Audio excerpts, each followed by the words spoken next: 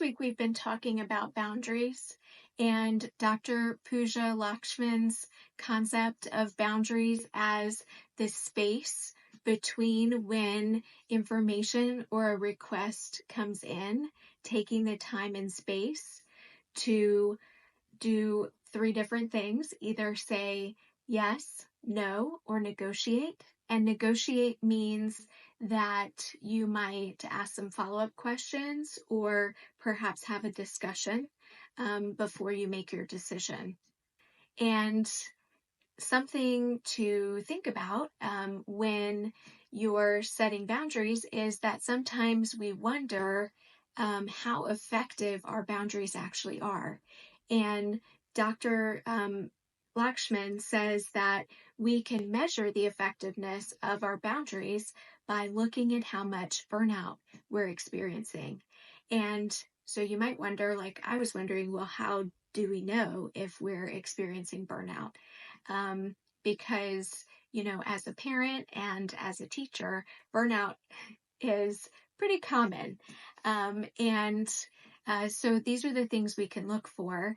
And we can also, as I go through these, I'm sure you'll notice that these are things that we sometimes see in our children or our students when they're feeling burned out or they're feeling overloaded to the point where they may need to take a pause. So the first one is that when we react with anger and irritability to many things. So we're reacting often with anger and with irritability. The second is that we're harboring resentment that others aren't more grateful for our efforts.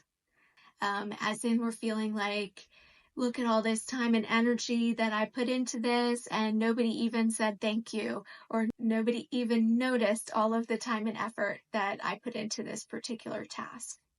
And the third sign of burnout is that we're feeling like we're managing our life instead of living our life. As in, we always feel like we're managing the pieces of our life or going and doing things and checking tasks off our list, but we're not actually living in the moments of our life.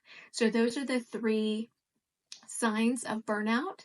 And then Dr. Lakshman also gives 5 questions that we can ask ourselves to determine the effectiveness of our boundaries.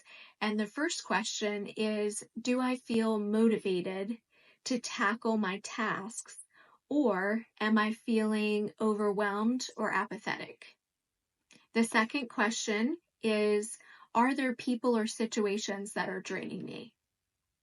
And if so, what are those people or situations? The third is, do I set aside regular time for rest, or am I constantly pushing through to the next task? The fourth question is, do I ask for help? And when people offer, am I able to receive help? And the last question is, do I have time for the things that truly matter to me, or am I caught up in things that don't serve me? And so these 5 questions can help us to get a temperature check on the way that we're feeling and the level of our burnout and the effectiveness of our boundaries.